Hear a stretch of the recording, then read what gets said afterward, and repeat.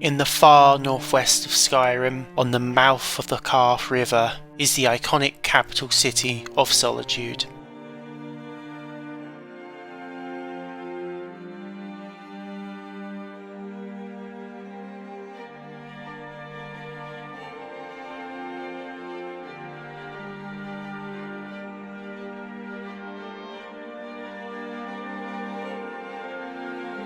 From the awe-inspiring Blue Palace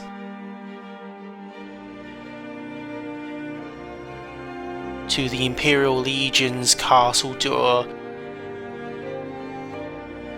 and the Merchants District. You can find it all and more faithfully recreated by Fonta.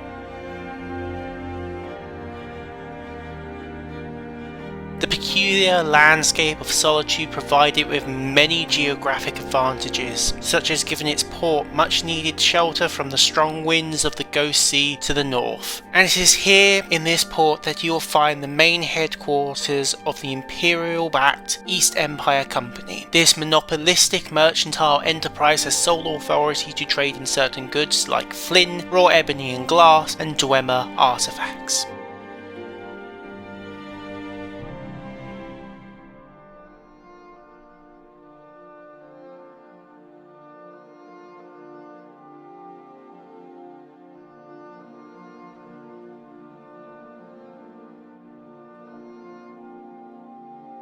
Moving up from the port, we reach Catler's farm,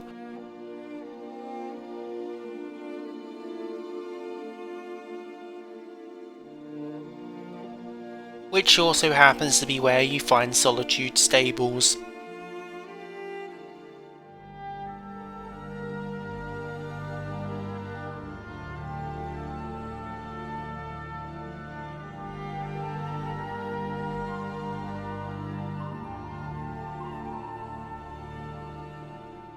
Further up the road we find the city's first line of defence, the Sky Tower. During an attack on the city, barricades will be placed across the adjacent road to halt or slow down invaders.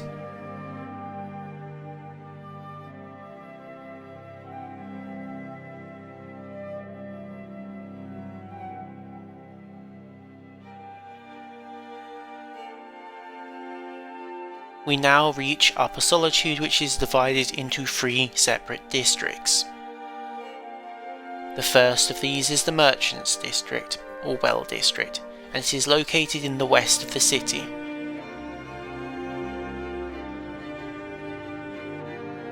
The district is beautiful and is home to several local businesses, as well as the main city gate and an execution platform.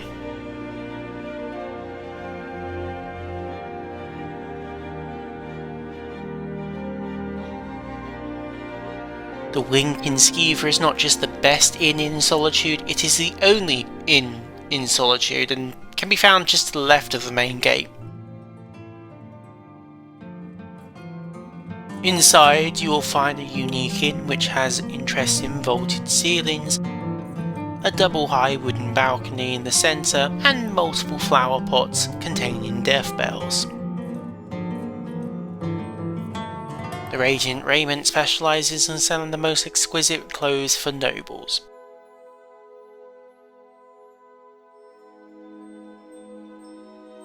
It also happens that this store has the largest inventory of enchanted jewellery in Skyrim, which would make it a very useful stop for anyone hunting for enchantments. To the southeast of this district we have the town square, which is where various smaller businesses can be found selling their goods. And while technically located within the grounds of Castle Dour, Solitude's central area, both the blacksmith and the fletcher can be found outside of the walls of the castle at the top of the ramp leading up from the Merchants District.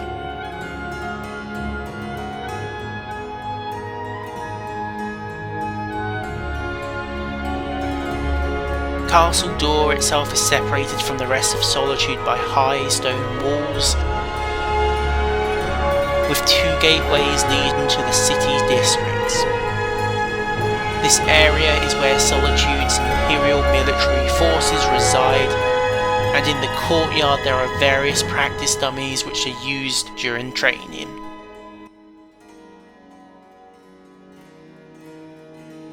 On the western side of the courtyard you can find an entrance to the interior of this fortress, where you'll find yourself in a grand antechamber.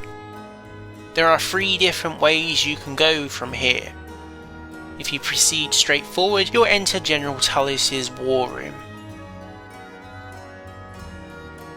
Heading to the right, you instead reach the garrison kitchen and barracks. To the left, you will enter Castle Dour dungeon, which serves as Solitude's jail. The dungeon is circular with a balcony that overlooks the lowest cells.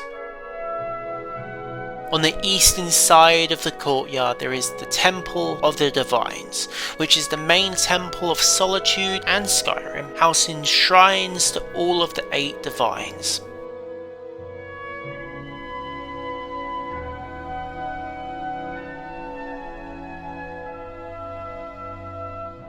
At the end of the main chamber, where the shrines of the 8 divine can be located in individual alcoves, there's one empty, which is where the shrine of Talos, the 9th divine, would be located if it was not banned by the White Gold Concordat.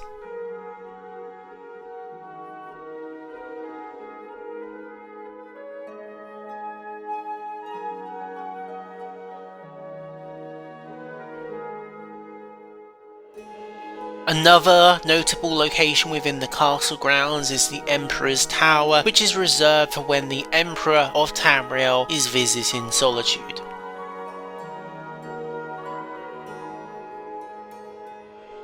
The tower is furnished lavishly and contains many valuable items.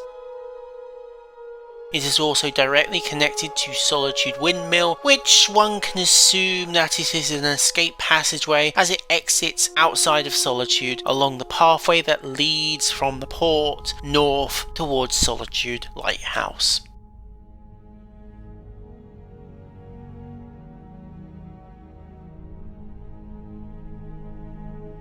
The final area of Solitude is the Avenues district, located to the southeast. In addition to a multitude of homes that occupy this district, there's also the Hall of the Dead, with Solitude catacombs found beneath it, and the Bards College.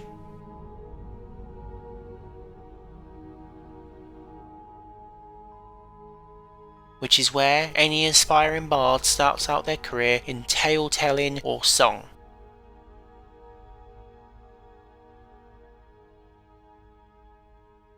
Everything a bard would need, from books to musical instruments to practice rooms, are available.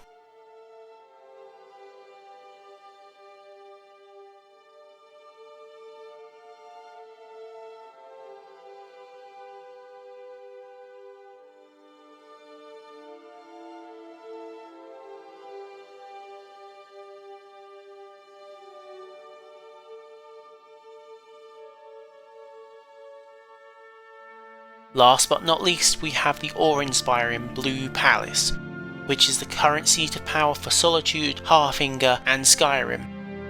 It is also the home of the High King of Skyrim. Inside, through the waiting room, we find impressive twin-curved staircases which lead up to the Jarl's Court. To the left of these stairs we find the kitchens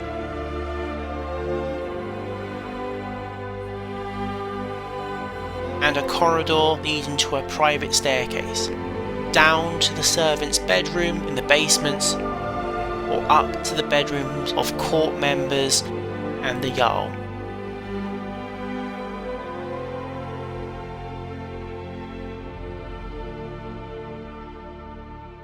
The Jarl's Court is the focus of the palace's architecture. It is located in the centre of the second floor, with the throne room off-centred to the left on a double raised platform, designed so that when the Jarl is sitting, they are still at the same head height as any subjects in attendance.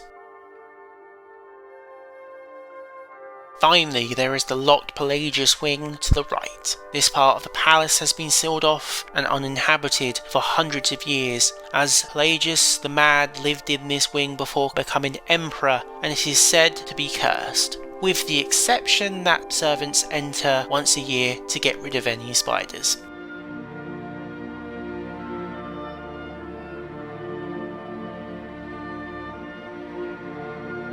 Well, I hope this showcase of Solitude was enjoyable for you. There are many parts of this build that I didn't have time to show off in this video, so maybe you should join the server and spend some time looking around. But anyway, thank you for watching, and we hope to see you again next time.